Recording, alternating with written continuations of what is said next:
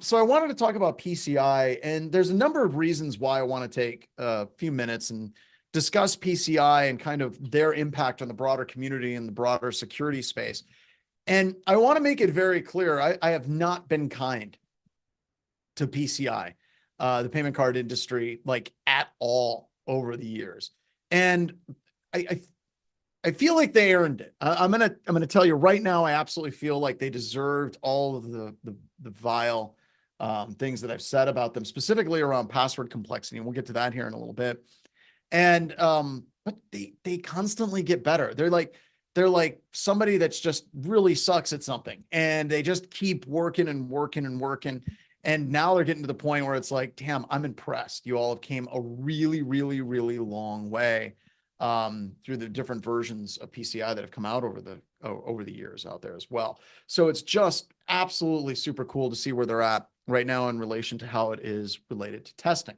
And that brings up what I'm going to focus on. I'm going to focus on PCI 11.4 predominantly for this webcast today, and that is the area of PCI dealing with security testing. There is a lot of changes to PCI. In fact, I have this document over here. I actually have the old document. We're going to be coming over here quite a bit, but this is the change log between PCI 3 and PCI 4. And it's substantial, y'all. There's a lot that PCI has changed between 3.2.1 and 4.0. And I'm going to share this link with you all because it is a full, good, cool document. I'm going to put it over in resources in the slides just so you can get it there and it's not going to disappear into the ether. And then I'm also going to be spending a lot of time in the actual PCI 4.0 document itself today. So we can kind of walk through how they're discussing things in there. And it's kind of important for you because there's a lot of articles out there that are talking about how, like, what is PCI? And they give like 5 or 6 bullet points. And then they basically say, if you're interested in a PCI audit and you need to talk to PCI experts, you should talk to us. And they don't really like copy and paste the actual wording of PCI. They're kind of vague about what PCI actually says. And I really like the idea of going straight to the document to read exactly what it says. And kind of the layout of the way PCI has it is great, right? Defined approach requirements, what are the testing procedures, and then overall guidance for that specific requirement that you have in there, right? So this is just really good. And it's like a penetration testing methodology is defined, documented, and implemented by the entity and includes, let me go to full screen on this, let's make this a little bit bigger. There we go. I got to do one more here. Let's do this. That's not doing what I wanted to do, whatever. But it's nice that they give you kind of that 3 columns, right? What is the requirement? What is the defined approach? What is the guidance for actually meeting that specific requirement? It kind of has a lot of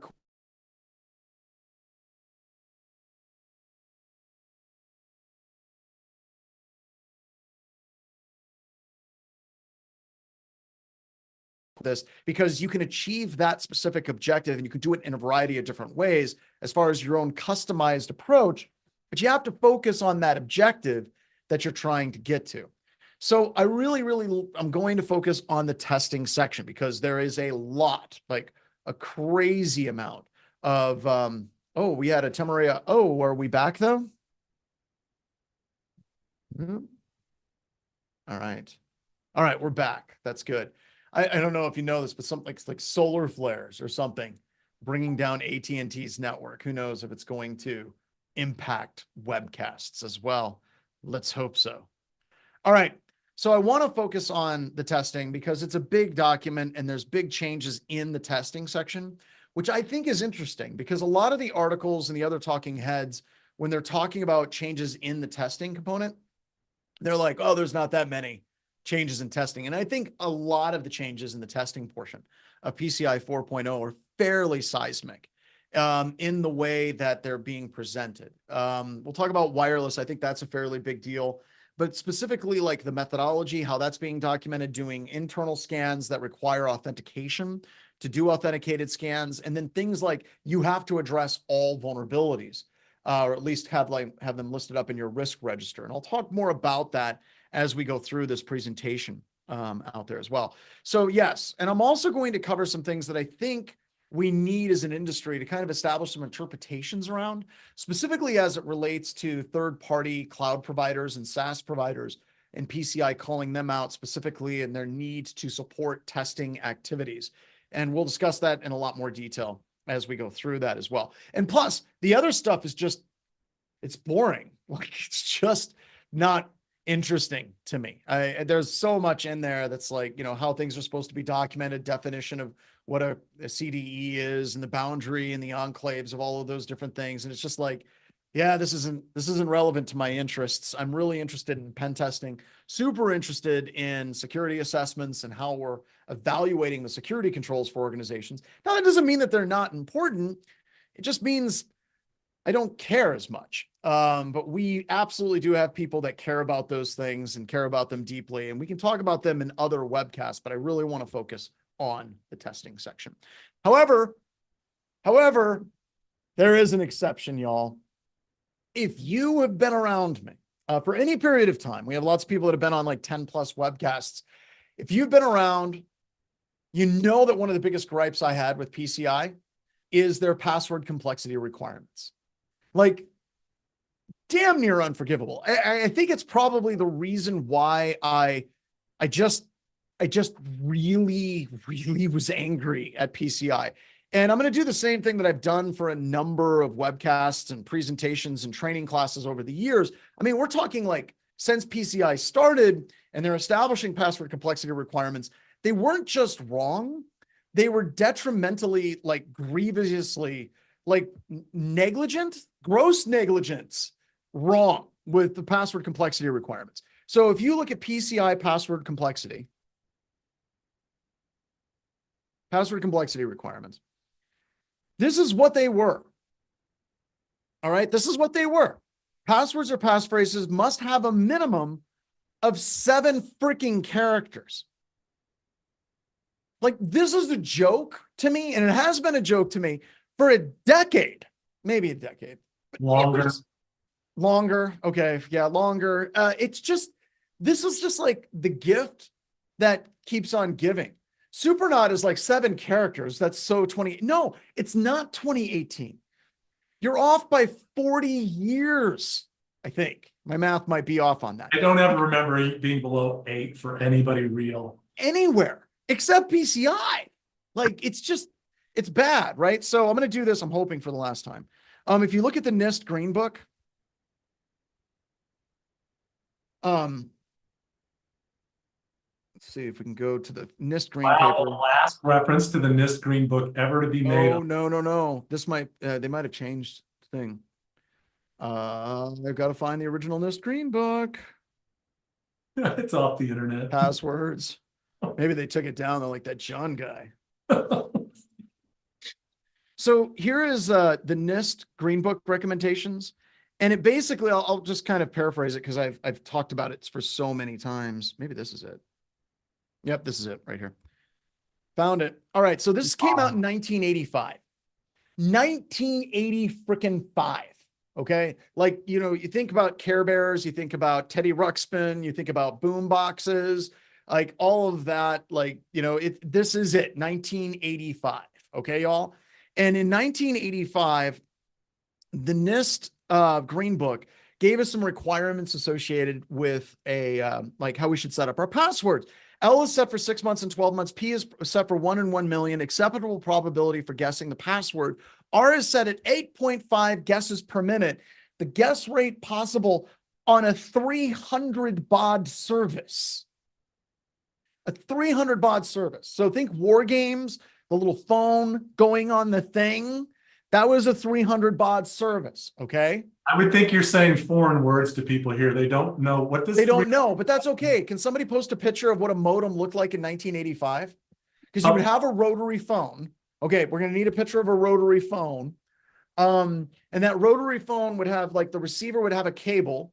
Okay, we're going to need a picture of a cable. So we're going to need a picture of a rotary phone with a cable. Okay.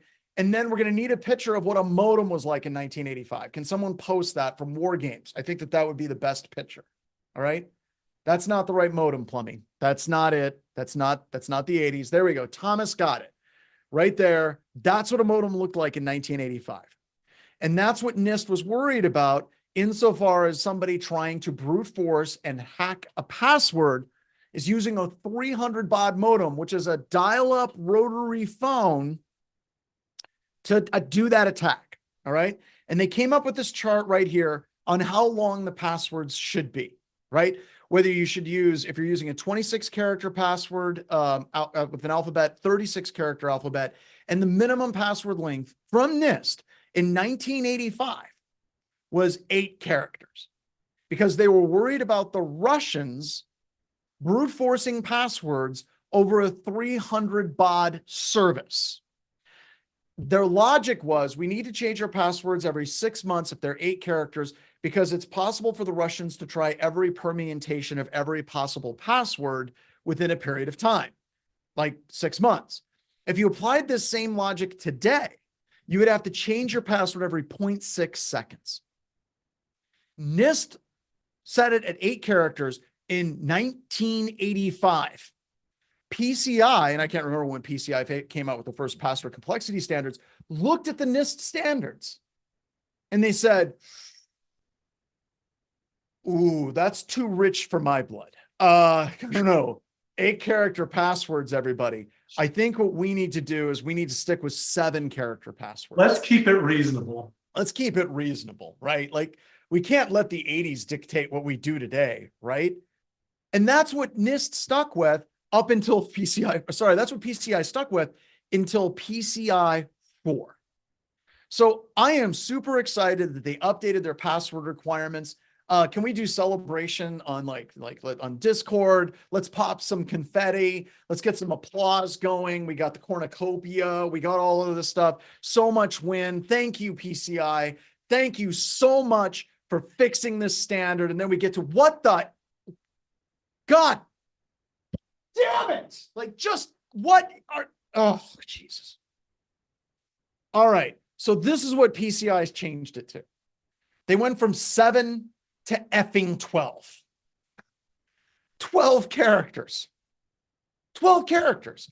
And like PCI 4.0 is in effect at the end of this March, 2024, not the password complexity requirements. No. Pump the brakes there, Sparky. That doesn't go into effect until 2020 freaking 5. Like, all of the organizations get like an extra year because this is too onerous for them to be able to implement on this. Like, what the hell?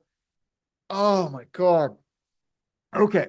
So if you're implementing the PCI standards and you're at PCI and you're working on the password stuff, I still don't like you.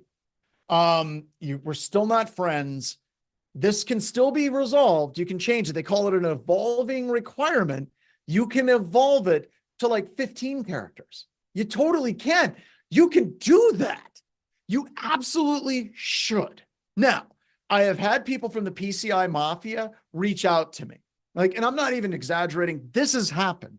They have contacted me and they've said, well, Mr. Strand, you need to understand that there are computer systems that people are using that don't support password complexity requirements greater than 8, like Solaris systems, or you may have AS400s at the heart of the banking and financial institutions. Don't make your compliance requirements for the exceptions. They should be exceptions for a reason. Make them 15 characters. And that forces that organization to create an exception, document that exception, accept the freaking risk for that exception. And we now can have a conversation about replacing ancient AS400 and Solaris Spark 7 systems in your environment, because that conversation needs to happen. All right. It needs to happen now. Also, kind of riffing on this some more, PCI is talking about MFA. And a lot of people in the PCI space, whenever they talk to me from the PCI Mafia, they say things like, well, dude, we can do 12 characters if it's using multi-factor authentication. No, Anytime that you're working on a compliance standard, right? If you're in a room and it's a star chamber and all the people are wearing funny hats, it's like the Council of Infinite Ricks and Rick and Morty, and you're coming up with a compliance standard in this star chamber, and somebody's like, hey, can we reduce this security by implementing this other security control on top of it? The answer should always be no. And that person should be kicked off of that panel. And that person, I'm just going out on a limb here, should lose their CISSP. Like, it should be automatic revoke of CISSPs if you stand up and you're like, well, let's reduce the password complexity requirements because we got MFA. And the reason why is the only way I would be okay with that is if you can ensure that multi-factor authentication is implemented in every possible place it can be, at the workstation, on the network, all of the APIs, all the different calls. And here's the deal. You cannot guarantee that. In the vast majority of organizations, they have MFA, and that's great, gold star, but there's always something that doesn't require MFA in that organization. So if you're reducing the password complexity requirements because of MFA, MFA is not going to be implemented somewhere. And as an attacker, we're going to take advantage of that, and we're going to break into the organization utilizing that. Okay, so pretty please, for the love of all that's holy and right in the universe, don't allow PCI to get away with this. And if you're at PCI, call me. I'll be nicer. I'm ranting because it's pretty much performative outrage. But when we're looking at this, and we can have like real good conversations with people that are actually doing security assessments, breaking into places, MFA is a step in the right direction. Getting rid of 7 characters is a step in the right direction. But you can be the person or people at PCI that can make it great. Go to 15 characters, require MFA for standard user accounts, especially on external systems. This is awesome. As Scott just pointed out, the 80s called and they want their password complexity requirements back. Absolutely. All right. I look at this like password thing with PCI is it's like a pet cemetery. It just refuses to die. I've also had people, once again, totally not joking, come up to me and say, dude, you got to stop calling out PCI. There's people at PCI that are frustrated with you and they're going to come after you. And it's like, why am I afraid of anybody that's coming up with PCI standards? Like, it's going to be like some kind of geek fight where we slap each other, or are they going to end my career? Okay. Yeah. Good luck. What about mine? I'm the one with the QSA. You're the one with the QSA, right? They'll come after CJ. So pretty please, we need to do better. We need to do better. Okay. And this is one of those things I'm going to get back into testing, because overall, when it comes to PCI and all of these changes, except for passwords, you're not cool. Everything else that we've seen in PCI is, I just got cut out. You all hear me? I hear you. Okay. I just heard the thing. Somebody just pointed out, they said, to be fair, at least PCI says it's a minimum standard. All right. You can go ahead and you can increase it to whatever you want. You're right. But the problem with the minimum standard is it is the standard. And we deal with organizations all the time at Black Hills Information Security that set that minimum across their organization because it is a standard and they refuse to go above that. An example, a number of years ago, we were doing a pen test against an organization. It was a PCI pen test.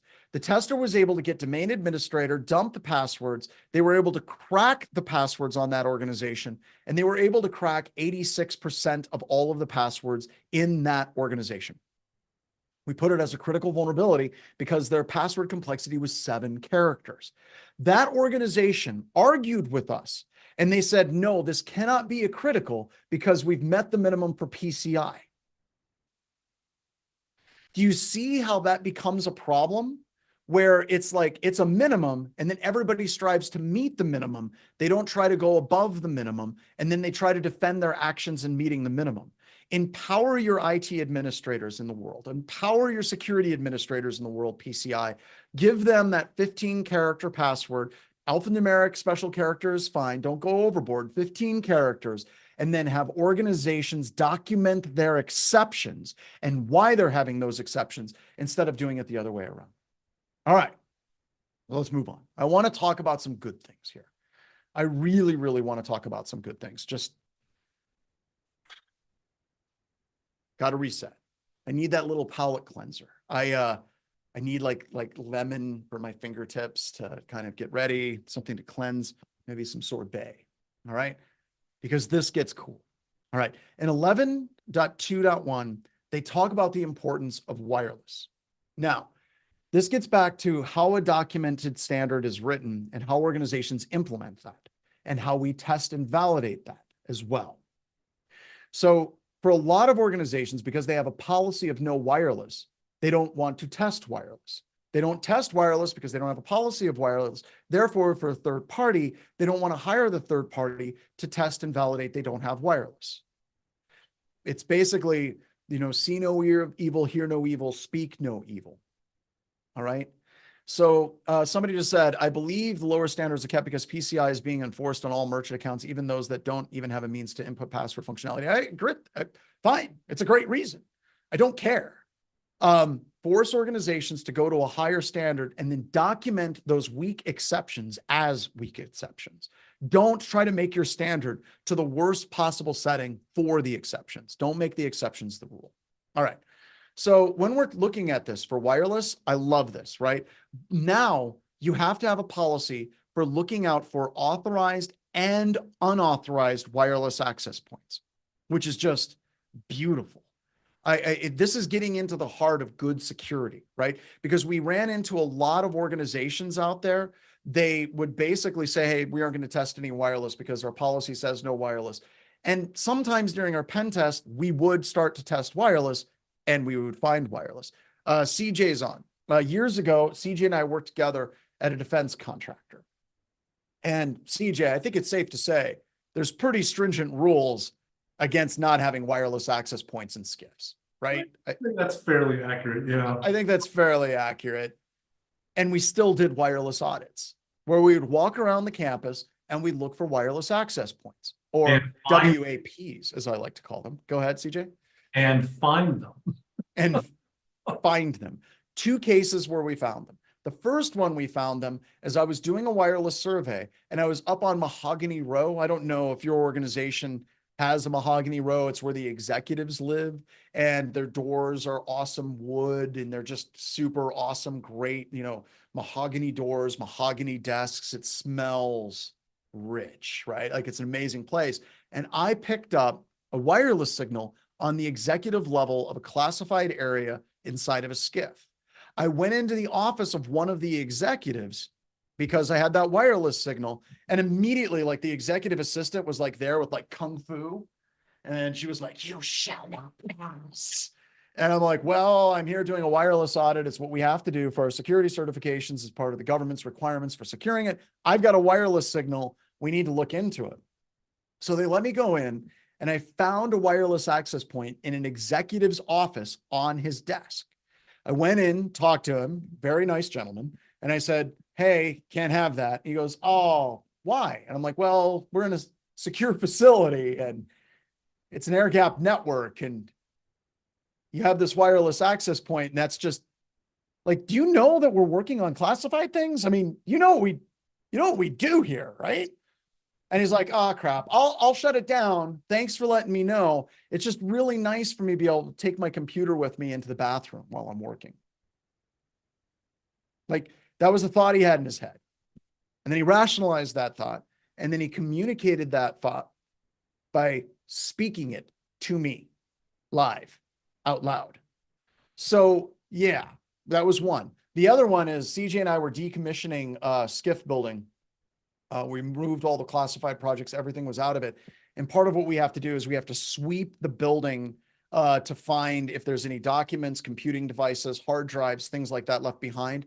And sure as hell, we found a wireless access point that was stuffed up in above the false ceiling in one of the rooms. Like crazy stuff. And that's an organization that's highly controlled, very, very secure. It should be very, very secure and like very high risk.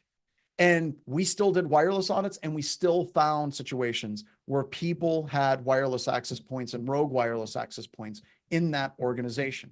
So Michael brings up a great point. Michael said, does wireless here include Bluetooth, Zigbee, and proprietary wireless keyboards? Specifically, this particular standard, if you go to 11.2.1, if we go there now, it is very, very, very heavy on, it is very, very, very heavy on 802.11 technologies. Very heavily and like just steeped in wireless technologies. They are not talking about Zigbee. They do not talk about Bluetooth. They do not talk about other proprietary wireless protocols, but they should. That would be one of those things in a future iteration. Talk about other wireless protocols that could be there, but it's very heavily focused on 802.11. So very good questions out there as well. PCI. Okay, now how many times have I heard we don't need a third-party risk analysis because they're FDA approved? Kind of the same thing, right? Kind of the same thing. What else? Execs never heard of SDR attacks. I agree. But that gets into why I'm happy. Look, they're moving in the right direction, folks.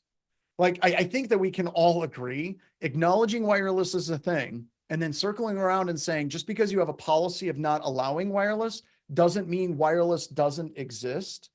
I love the Frozen Maldador the First. When you're told something is military grade, civilians are like, military people are like, oh God, that is absolutely true. It's heavy and it costs more. All right, and change number 2, authenticated scans. This is great. I really, really love this one because it's starting to change the way that we look at vulnerability scans to, what is it, 11.3.1.2, 11.3.1.2. Here we go, right here. These need to be authenticated for internal systems. Now, I'm not going to lie to you. This is going to suck. If you're a PCI environment and you start having to do authenticated scans, it's not going to be pleasant.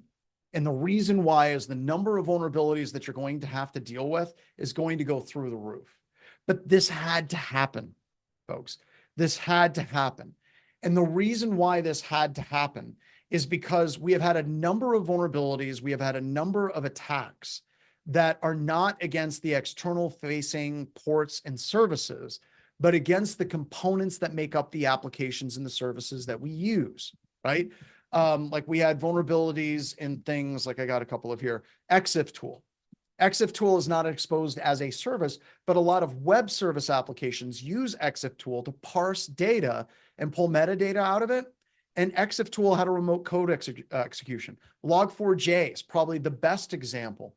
You just cannot look at these things and say, oh, we're just going to scan and see what's available on the outside of an organization when we're looking for exploits.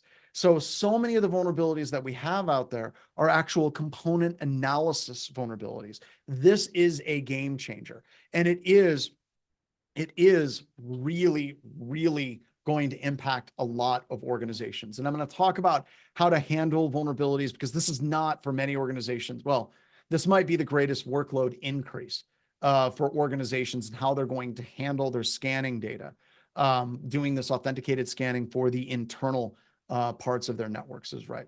And as Brian just pointed out, they are trying. Like, this is good. This is good, but it's hard, right? The definition of internal has changed. Internal now means inside the CDE. Yep, that is a very, very good point. Thank you for clarifying on that. Disputing false positives is a pain in the ass. It absolutely is. It's very, very difficult. This is making things more difficult. It absolutely, without question, is. But I think that once organizations start doing this, it gets easier. Maybe I can come up with a better example, but it's been a long few days. I want you to think of it like this, like when you're a kid and you're cleaning your room. You didn't clean your room for like 3-4 months, maybe ever, right? And then all of a sudden you have to clean your room because an aunt's coming over and she's going to sleep in your room. You're going to sleep on the couch and your mom wants you to clean the room. And that first time that you clean your room sucks, right? Like you got to go through everything, throw a bunch of toys away, get all the dirty clothes, all the pizza boxes and everything out. And it's just a disaster and it's really hard to do. But after you get that room clean, it's relatively trivial to keep that room clean moving forward. Not that you do that ever, Like more than likely, you're just going to basically go through and forget it for another 3-4 months. But if you were to put the effort in and do a little bit of cleanup every day, it gets a lot easier to keep up. That's the way it's going to be for many organizations. For the first few iterations that they're doing authenticated scans, it is going to suck. But after they get through that initial pain cycle, it's going to be easier. It just is. And once again, you got to learn to embrace the suck. It is literally our jobs. Yeah, Go ahead, CJ. that is the suck, is that, so that's one of the things we always tell people, is that, look, these are simple things. And then you're like, oh, if it's simple, then it's easy. And that's not the case. This is a simple thing, but this is a discipline. And part of the thing is having that discipline and that tempo, but you've also got to have the staffing and the capability of chasing it down, because some of these environments that are big, I mean, this is just a constant battle. It's going to be never ending. But you have to start somewhere, right? But like we just can't keep ignoring it like we have right, been, because it's hard. Yeah. I think it's easy, but like you said, it requires consistency, and it requires, like, after you get it cleaned up, you have to keep on top of it. You do have to it's like getting a spinning wheel moving, getting a flywheel moving can be really hard. Once it's moving, it gets moved in. James Joyce, habit is the flywheel of society, right? Yeah, it's the bicycle. You got to keep pedaling. Yep. So also there's one thing that I don't much care for. It says significant changes require scans, but not authenticated. They specifically call that out in this requirement as well. All right. Another change, all vulnerabilities. This makes my heart glow. I actually am getting like, it's like seriously like choked up by this. Like, I don't understand how the PCI Star Council can allow the password thing to slide, but then this goes through. Like, they've got to have been different groups, right? But this is beautiful. You have to somehow come to grips with all vulnerabilities, not just highs and criticals. Now, if we go through this, it does have, it does say that an organization has to remediate all highs and criticals, but there's a phrase in there that said, based on your organization's risk documentation, like how your organization documents risk. And I think that that's an important delineation. Let me explain. If I say you have to take care of all highs and criticals, then most organizations are just going to fix the highs and criticals that Nessus and Qualys and Rapid7 tell them are highs and criticals. If I say that the highs and criticals have to be defined based on your organization's risk documentation, that's a very different thing. Especially whenever it's coupled with your organization has to assess like all vulnerabilities, lows, informationals, and mediums. And this is something that needs to get perpetuated across every compliance standard. And I think a lot of people don't understand why. The reason why is because Black Hills Information Security, whenever we gain access to organizations, especially externally, or even, doing an internal scan, we aren't popping shells with Metasploit exploits all that often, right? Like going through, finding a critical or a high vulnerability, there's an exploit for, then we can use that exploit to gain access to that system, is rare, okay? However, BHIS gaining access to an organization externally or access to resources on the inside of the organization via lows or informationals happens all the time. And I've given a number of examples on this, like through the years.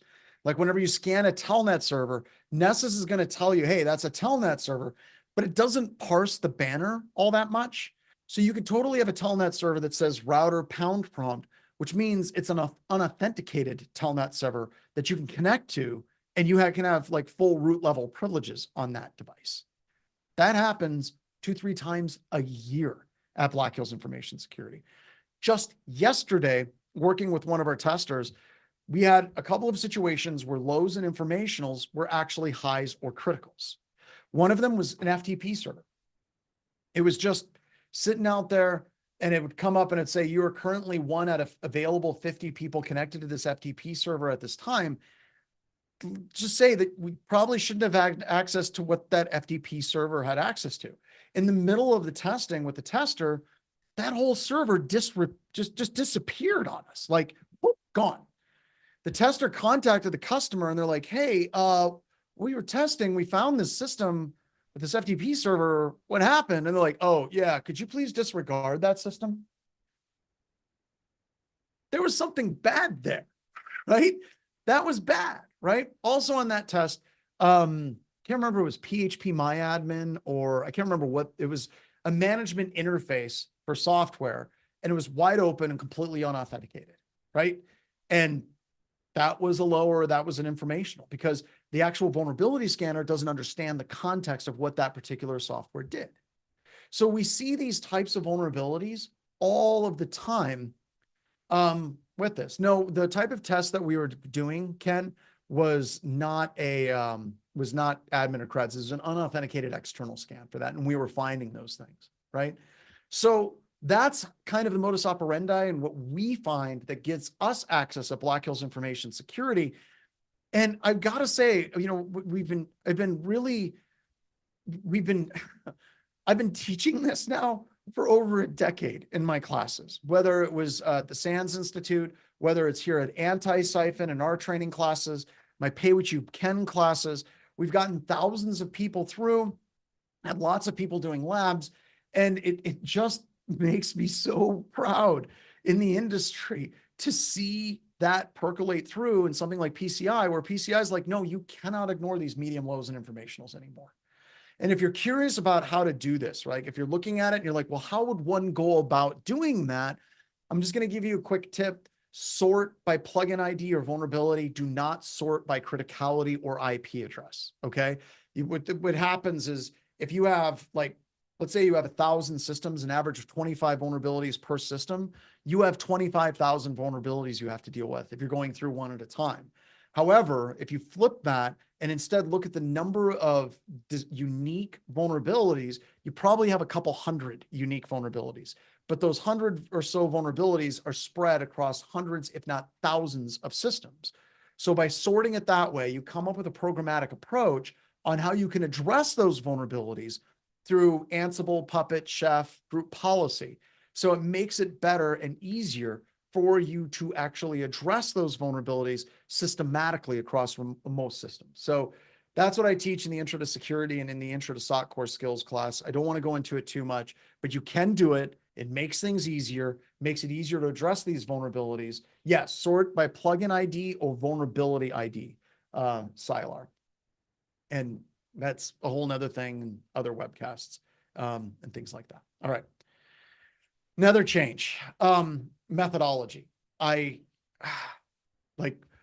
again, this is just moving in the right direction, and I'm so happy for this. And it's kind of gives us some validation at Black Hills Information Security. And by the way, there are other companies that do a great job of doing this as well. And this goes all the way back to, like, you know, the way Ed Scotus back in 2008, 2007 timeframe was teaching pen testing, teaching reporting. And it's great to see that recognized in a standard that's like, nah, this is the way you've got to do it. So let me establish kind of the problem statement.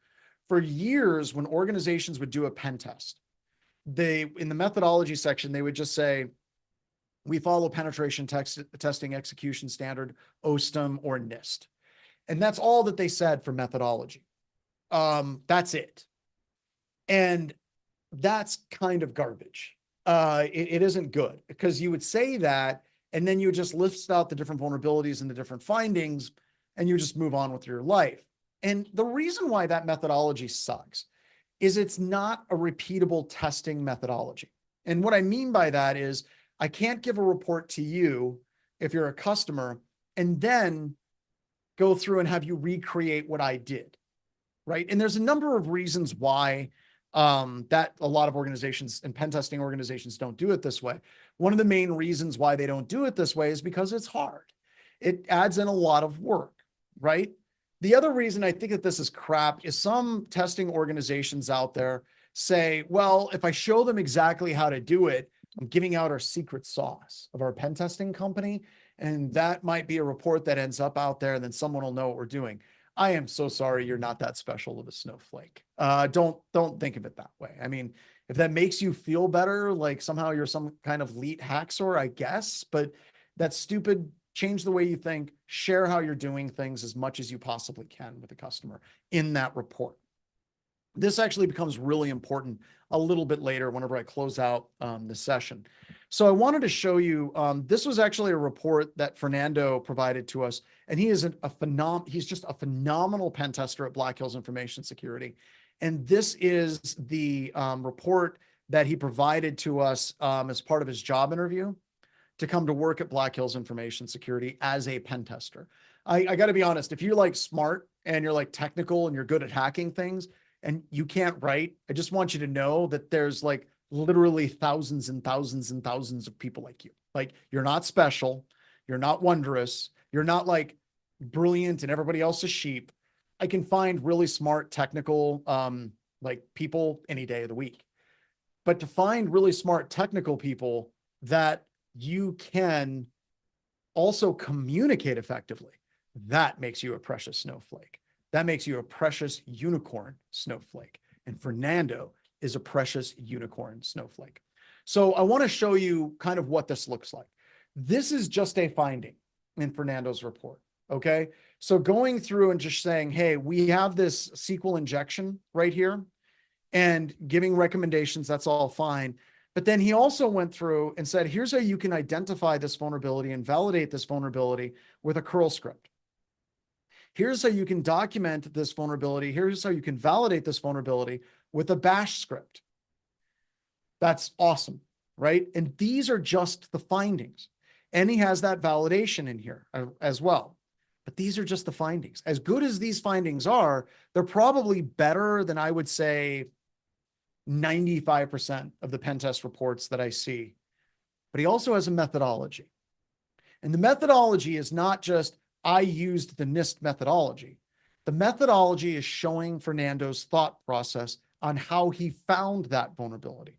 So it's going through and it's saying, I initially found the vulnerability by putting in a single tick and I got SQL errors, and he gives us screenshots. Then he has it so you can copy and paste the actual request. Then he builds upon that to the point where he starts getting the data out of that system. Then he builds upon that and shows how he's able to actually gain access to password hashes. Then he builds upon that and he shows how he's able to crack those password hashes as well. So this is important because it's not just saying I used a methodology, but it's documenting your methodology. And what this does is something magical. When we get to the end of a pen test, PCI pen test or whatever, there's very, very, very little time spent on the debrief report. We show up and the debrief report is basically, hey, do you have any questions on the report? There's maybe a couple of questions which we can easily and effectively answer by just going to the methodology. And usually the customer's like, nope, it's all right here. It all looks good. Great job. Thank you so much. The alternative for many firms is if they just give a findings only report, they run into a problem where the customer's like, how did you find this vulnerability? That may seem like it's an easy question, but so many testers are doing so many reports, trying to remember exactly how you hacked something a month or 2 months ago can be really, really difficult. So at BHIS, we're always documenting as we go for 2 reasons. 3, actually. Makes the debrief super easy. Kingsley Panda, we just shared out Fernando's report. White Cyberduck, could you throw that out again? This is not an actual BHIS report, but it's one that he provided to us that has a lot of the same types of DNA in it as You well. would share the Red Siege one, I think. Oh, the Red Siege one is great too. Tim is from the school of Ed Scotus as well. Really, really good. And Lavender just reshared it out. So that's awesome because it makes things easy from the communication perspective with the customer. It also, when the PCI auditors are going through your pen test report, they can see that methodology as well. What worked, what didn't work, what were the things that you tried, what were the things that failed, and then ultimately what was the process of you achieving an objective of breaking into something. And it makes those meetings with PCI auditors so much easier to deal with. And I think that that's part of the reason why PCI wanted the methodology in here. They wanted to have it fully documented to make life easier for people to kind of replicate the thought process of the tester of what did and did not work. And this is just awesome. At BHIS, it's report as you go. So other testers can pick up if need be, and people can clearly and just simply identify your thought process in doing this test. I will also tell you it makes your job more difficult. It does, because you can't just get shell and then take off the rest of the week, right? You're actually documenting your workflow and the rest of the things you did in that pen test. Multi-tenant service. Okay, we're going to get a little weird here, everybody. We're going to get a little weird, a little bit strange. This is 11.4.7. So let's go to this one right here. All right, so 11.4.7, there's not a lot to it. And I want to put forth like an amicus curiae brief, a friend of the courts or friend of the PCI council, after I lit them up with the password thing, like they're ever going to listen to me. But I think that this is important. All right. So if we're looking at this, it says defined approach requirements, additional requirement for multi-tenant service providers. They didn't want to say cloud providers or SaaS, so they came up with multi-tenant service providers. Multi-tenant service providers must support their customers for external penetration testing per requirements 11.4.3 and 11.4.4. Multi-tenant service providers support their customers' need for technical testing, either by providing access or evidence that compatible or comparable technical testing has been undertaken. That's a customized alternative approach. The other procedure, additional testing procedures for multi-tenant service providers examine evidence to verify multi-tenant service providers support their customers in external penetration testing per the requirements 4.3 underneath 11. Okay. What this is doing is this is PCI telling cloud providers and SaaS providers, you cannot put out a blanket requirement that people cannot test your cloud infrastructure. Notice the phrasing of this is like multi-tenant service providers. That is a phrase that you can drive a Mack truck through. Is it a SaaS provider for a specific service? Yes. Is it a cloud provider that's allowing hosting of AMIs or images? Yes. I think that they were very deliberate, and I think that they were very brilliant in defining it in this way, in an expansive way, to cover any type of provider that does multi-tenant service providers. However, I'm going to push this definition a little bit further. It's not just allowing it to be tested the way I'm kind of like reading this, but they also need to make sure that they're supporting testing activities.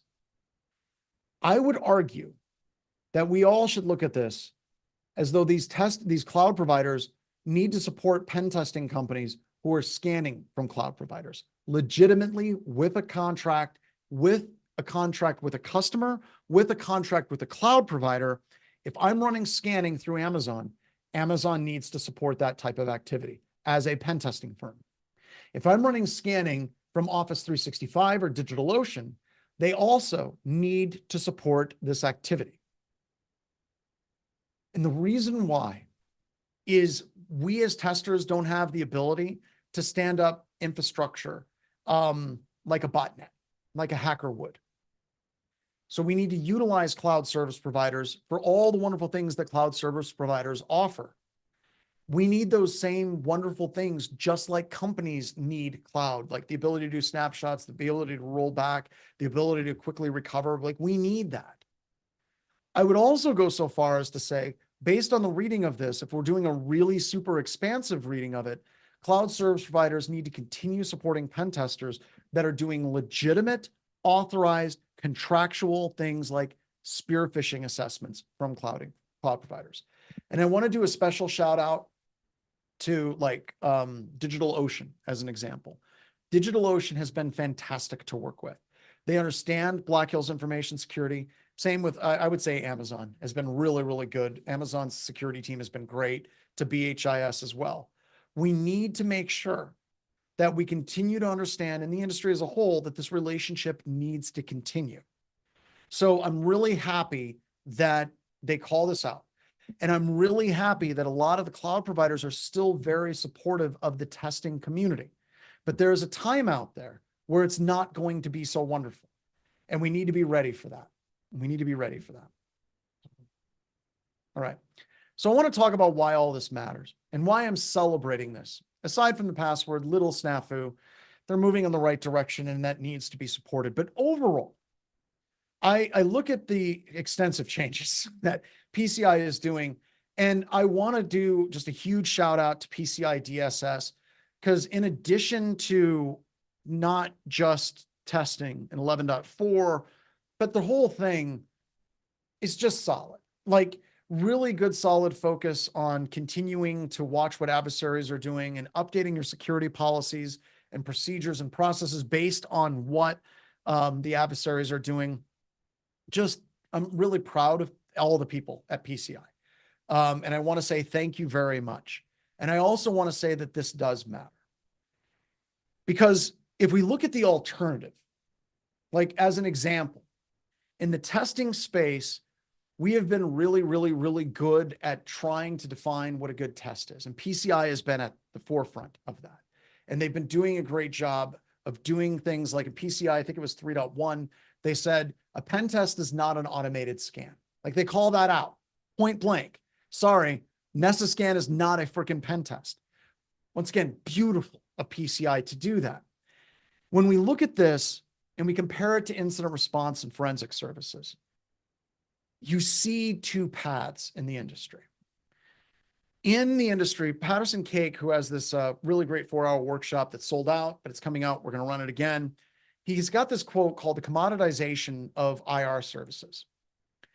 And what has happened in the incident response space is it's been completely dominated by the insurance industry.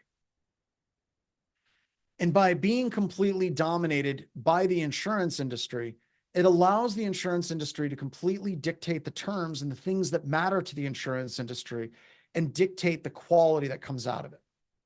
So let me go back to 2007, 2008, two classes that won't go and like name.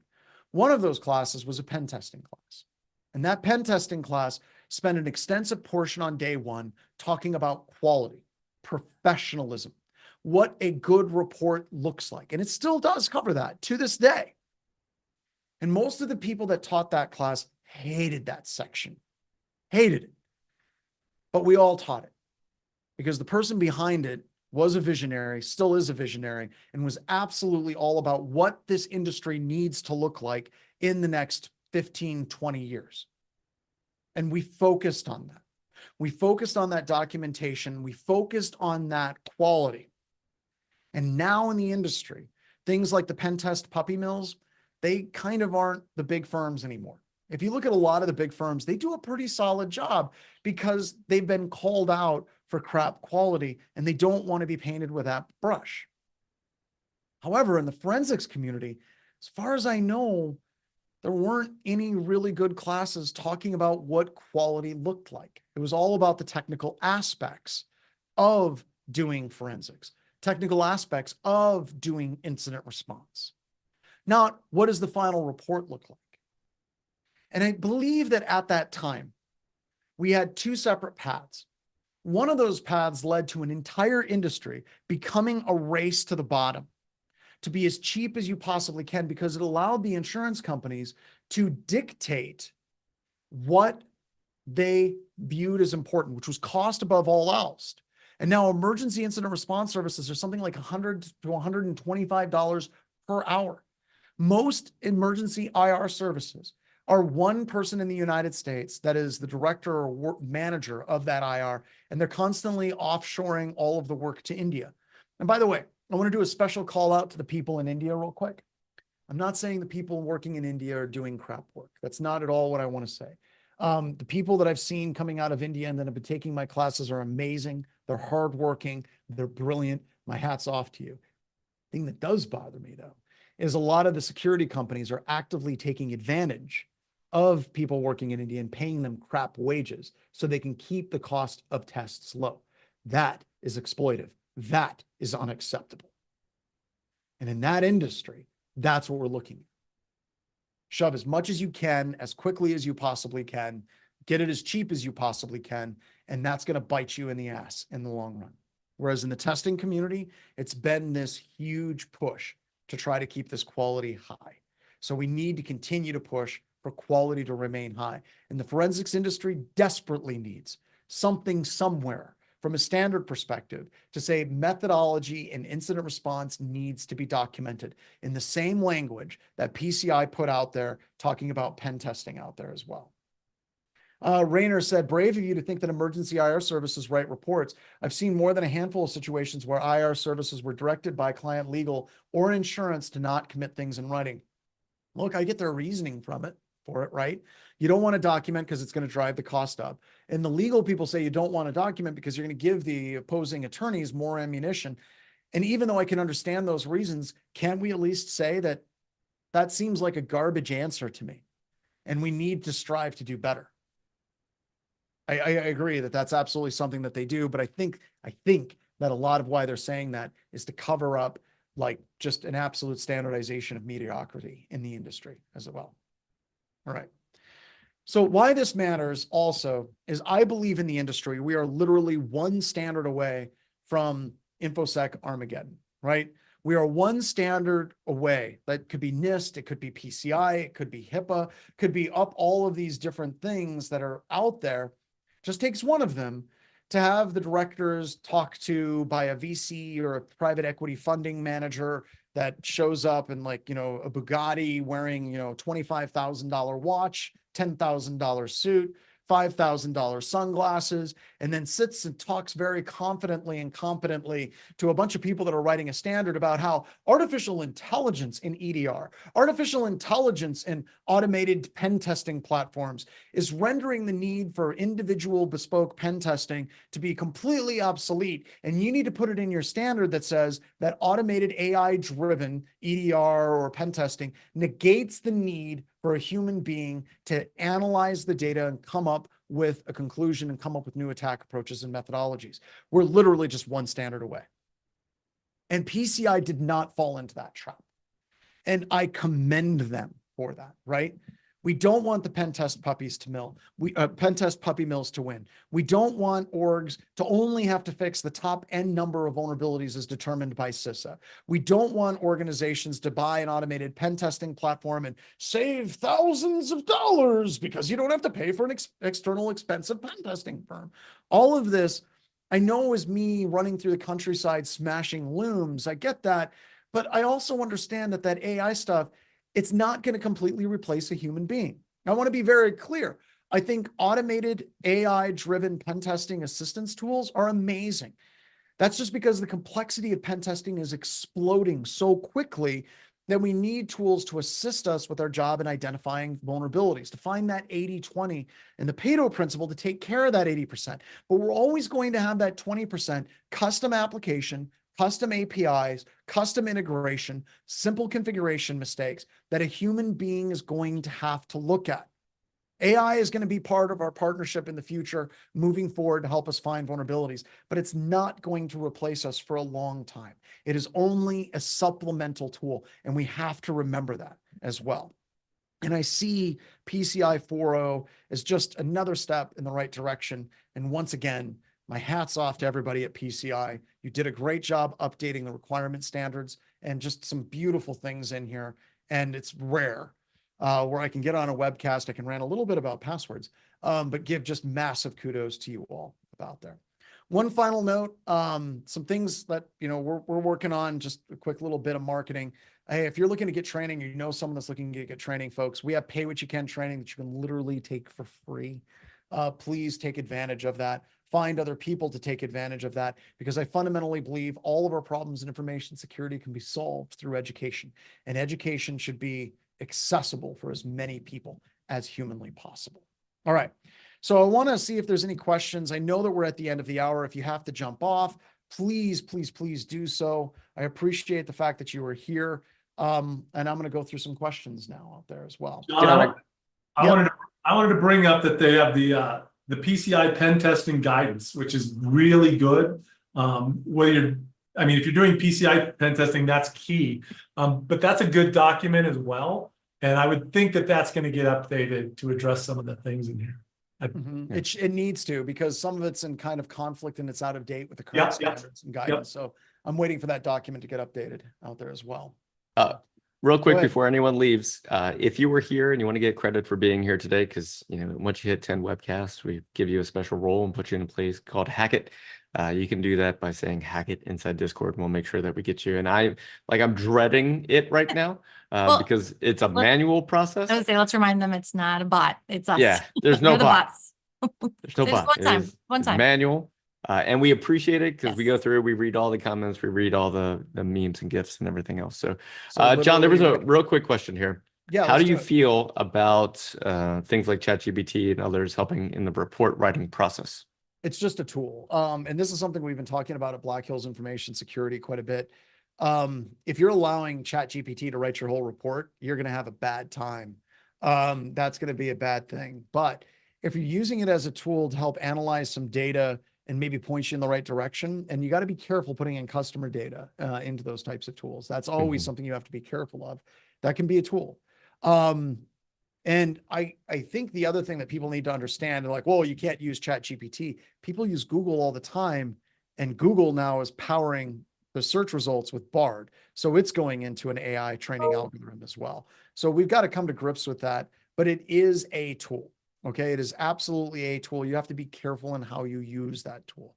There's some amazing things. There's wrong solutions on Google. Go Google something and tell you how to fix something. You'll Mhm. find how to do it wrong too. Yep. And that brings up a great point, CJ. Don't trust everything that it tells you blindly. It can be wrong. If you're trying to get some tips and some hints and kind of where you're going, it's great. Just make sure you're not putting customer data in there. That's bad. Okay. So. Hey, John, there was another really good rant today. I just kind of wanted to, you probably didn't get a chance to see it, but Senator Marco Rubio in Florida said, if you thought the cellular outage was bad, just think what the Chinese can do to our utilities. Very happy to see a senator come up and actually have a rant almost as good as yours, John. Oh, that's Almost. awesome. That's great. I wanted to ask, it looks like the cellular stuff's coming back.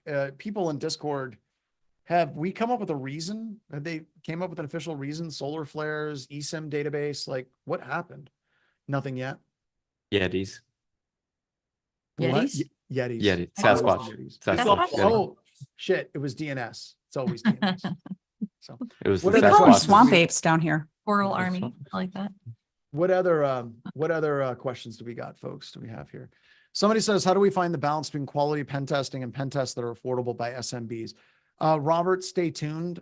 Currently working with Andrew Morgan in the cyber call. We're trying to address that. And I'm going to tell you, it is hard. And also, I think a lot of it is just training MSPs on how to do testing, like bringing that fire down and getting MSPs so they can do those affordable quality pen tests for their customers. I think is probably the best thing that we can do. Once again, going back to education is the solution on that as well. John, I John- think. Oh, go ahead. Oh, Kelly. go ahead. I was just going to say, John, there was a question. One of our audience members asked, their organization does PCI self-assessment, but she's, I believe she asks as a consultant and says, how do we persuade customers to move away from just a self-assessment and do a proper assessment? I think, correct me if I'm wrong, Kelly, but PCI does give you the ability that you can do self-assessments insofar as the person has to be qualified to do that assessment, correct? Based on your size and transactions and Yeah. So, you can kind of work on that, but it goes back to, you never grade or you never final proof your own paper, right? Getting in an outside third party is always a good idea. I like it.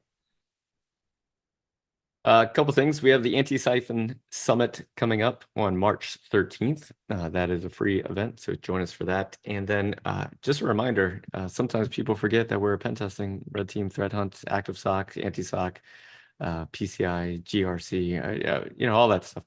We have those services. So just in case you thought we were a webcast company. Or Or a a t-shirt t-shirt company. Or a t-shirt Yeah. company. Or a game Backdoors and company. breaches company. Yeah, just in We're a case. horizontal monopoly, or we're trying very hard to be one. All right, John, as people need to wrap up, if you had to sum up all of today, and you kind of did that, but like if you had to sum up all of today in just one final thought, what would it be? This is hope that we're moving in the right direction in the industry, and celebrate this every time it happens. Oh, I like that ending on a positive note. It's not how we started before the It pre-show. was not. Um, A little dark. Classic Strand. That's a classic Strand move right there. Yeah, And we're good, but we could be better.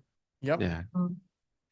Well, Mhm. thank you everyone for joining us today. I'm sure you had more questions, but at some point we need to get going. John, you need to get going. The rest of us should probably get back to work. I mean, this is This mine is- and Deb's job Mhm. for this period of time. It's just Mhm. all right. But thank you so much for joining us. If this was your first time on a Black Hills Information Security webcast, which I believe it was for many of you, because I tagged you Yeah. this being your first webcast, thank you so much for joining us and come back. The reason why we wanted to do Hack It was because it was like breaking the ice. It was your first maybe post inside Discord. And from this point, you can go to the career chat, you can go to the job hunting chat, you can check out the news. You can engage, you can be a part of this. Stop lurking, like literally stop lurking and get engaged and be a part of this community. So that way you can help share your knowledge with others, because people could benefit from the knowledge that you currently have in your head that you're not sharing. And that's not a guilt trip. It's just a possibility that you can make this world a better place with the knowledge that you have. And that's it. Absolutely. Thanks so much, everybody. See you at the All right. next webcast. Bye, All right, guys. Ryan, kill a fire, Ryan. Kill it.